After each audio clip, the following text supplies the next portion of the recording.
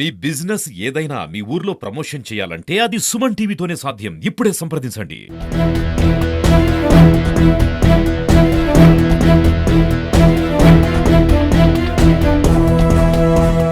Hi నమస్తే, welcome to Suman TV. తిరుమలలో fake ID, fake Aadhaar కార్డులతో వీఐపీ బ్రేక్ దర్శనం ఇస్తున్న ఒక దళారిని అరెస్ట్ చేసిన పోలీసులు, అతనితో పాటు మరో ఇద్దరిని కూడా అరెస్ట్ చేసి దర్యాప్తు చేస్తున్నట్లు కూడా తెలుస్తుంది.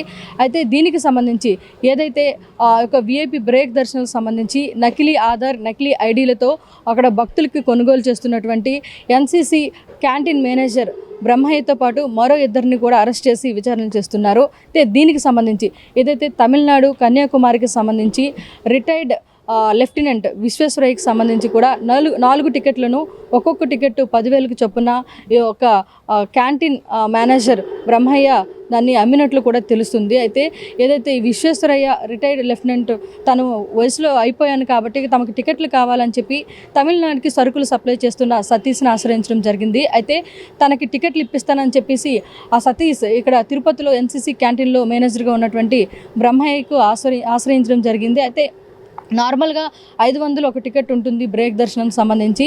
దాని ఒక్కొక్కటి 10,000 చొప్పున 40,000 వరకు కూడా వాళ్ళ దగ్గర నగదును తీసుకొని కూడా అది కూడా వారు ఆల్రెడీ రిటైర్ అయినటువంటి ఆ ఎంప్లాయీస్ని ఏదైతే ఈ యొక్క లెఫ్టినెంట్ ఈ సైన్యాధికారి ఆల్రెడీ విధుల నుండి తొలగి ఉన్నారంటే రిటైర్ అయి ఉన్నారు, అయినప్పటికీ కూడా ఆయన విధుల్లో ఉన్నట్లు చూపిస్తూ అది కూడా గ్రేడ్ ఏదో బ్రిగేడియర్గా హోదాలో ఉన్నట్టు అంటే ఫేక్ హోదాని కూడా క్రియేట్ చేస్తూ ఐడిని క్రియేట్ చేస్తూ ఆయన ఇంకా విధుల్లో కొనసాగిస్తున్నారని చెప్పి ఆ ఐడి ద్వారా అతనికి టికెట్లు ఇప్పిస్తున్నట్లు కూడా తెలుస్తుంది. అయితే ఈ టికెట్లను విజిలెన్స్ అధికారులు తనిఖీ చేస్తున్నప్పుడు అతన్ని విచారించగా ఆ సైన్యాధికారి తమకి ఎవరైతే క్యాంటీన్ మేనేజర్ ఉన్నారో ఎన్సీసీ క్యాంటీన్ మేనేజర్ బ్రహ్మయ్య తమకి ఈ టికెట్లు అమ్మినట్లు కూడా ఆయన చెప్పడంతో పోలీసులు వెంటనే ఆ బ్రహ్మయ్యతో పాటు అతనికి సహకరించిన అతని బంధువుతో పాటు ఈ ఐడీలు క్రియేట్ చేసినటువంటి అతన్ని అంటే ముగ్గురిని కూడా అరెస్ట్ చేసి వారికి విచారణ చేస్తున్నారు.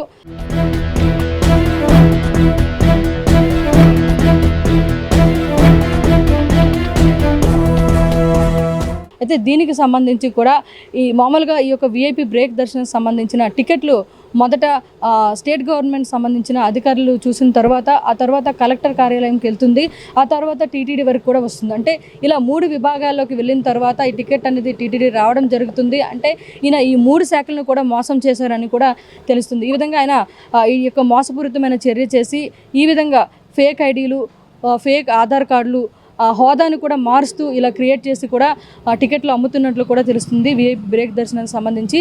అయితే ఇదివరకు ఇంకా ఎన్ని జరిగాయి ఏంటి అని కూడా దర్యాప్తు విచారిస్తున్నారు కాబట్టి తెలియాల్సి ఉంది. మొదటిగా ఈ యొక్క ఎవరైతే ఎన్సీసీ క్యాంటీన్ మేనేజర్ ఉన్నారో బ్రహ్మయ్యని విచారణ చేసిన తర్వాత అతని ద్వారా ఇంకా ఎలాంటివి ఏమైనా చర్యలు జరిగాయా, ఇదివరకు కూడా ఎలాంటివి ఏమైనా వారు చర్యలకు పాల్పడ్డారా అనే విషయాలు కూడా తెలియాల్సి ఉంది.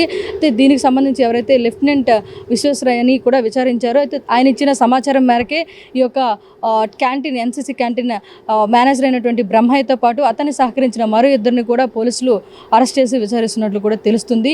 ఇలాంటి చర్యలు కాకుండా టీటీడీ మరికొన్ని ఏర్పాట్లు చేసి కట్టుదిట్టంగా ఉండాల్సిన పరిస్థితి కూడా ఉంది. ఎందుకంటే ఇలాంటి మోసాలు కానివ్వండి టీటీడీలో ఇదివరకు చాలా జరుగుతూనే ఉన్నాయి. టికెట్లు చాలామంది అమ్ముకుంటున్నారని కూడా చాలామంది విమర్శించిన నేపథ్యంలోనే ఇలాంటి చర్యలు ఖచ్చితంగా కట్టుదిట్టమైన చర్యలు తీసుకొని అలాంటి వాళ్ళపైన యాక్షన్ తీసుకోవాలి, మరోసారి ఇలాంటి చర్యలు జరగకూడదని కూడా చాలామంది కోరుకున్నట్లు కూడా తెలుస్తుంది. Keep watching Suman TV.